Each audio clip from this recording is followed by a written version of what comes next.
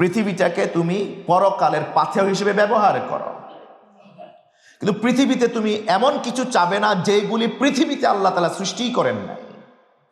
ইমাম জাইনুল আবিদিন রাহিমাহুল্লাহ তিনি বলেছেন, মিজানুল হিকমা নামে একখানা গ্রন্থ আছে, এই গ্রন্থে তার কথা নকল করা হয়েছে।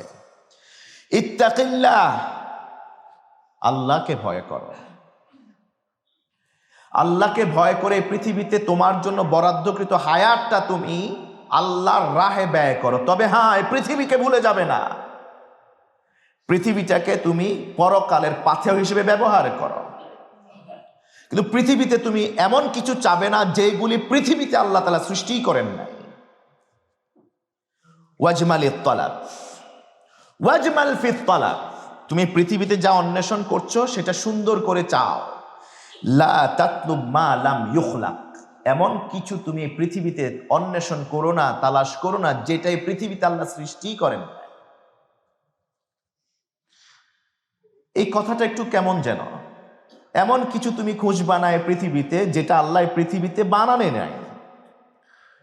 তো তিনি যা আলোচনা করছিলেন ইমাম জাইনুল আবিদিন রাহিমাহুল্লাহ, তখন একজন শ্রোতা সেখান থেকে বলে উঠলেন, ওয়া কাইফা ইউতলাবু মা লাম ইখলাক, ওটা কি করে সম্ভব যেটা আল্লাহ বানানে নাই পৃথিবীতে সৃষ্টি করেন সেটা মানুষ খুঁজবে? এটা কি কোনো প্রশ্ন, কোনো কথা? তখন তিনি বললেন, হ্যাঁ এটাই কথা। মান তালাবাল গিনা ওয়াল আমওয়াল ওয়াস সাআতা ফিদ দুনিয়া ফাইন্নামা ইয়াতলুবু যালিকা রাহিলা,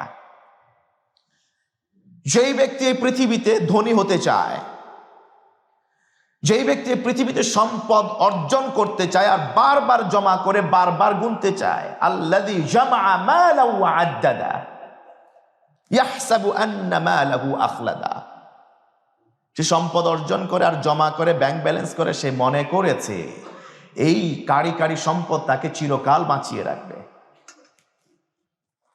ওয়াস সাআতা ফিদ দুনিয়া, এবং দুনিয়ার প্রশস্ততা চায়, অ্যাবান্ডেন্স চায়, প্রাচুর্যতা চায়, দুনিয়ার সবকিছু তার হোক সে চায়।